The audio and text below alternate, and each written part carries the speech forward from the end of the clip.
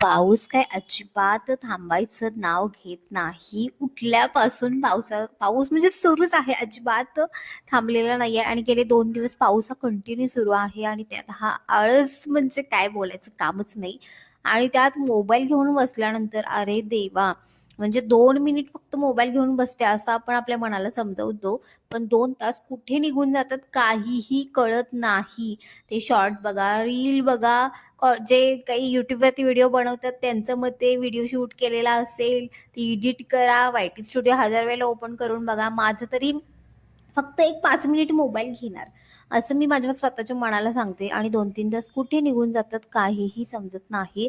माझ्यासोबत असं होतं, तुमच्यासोबत सुद्धा असं होतं का? कमेंट करून नक्की सांगा. ठीक आहे, तर इथे निलेशचा डब्बा बनवायचा होता. काल पाऊस होता त्यामुळे कामावरती काही गेली नव्हते.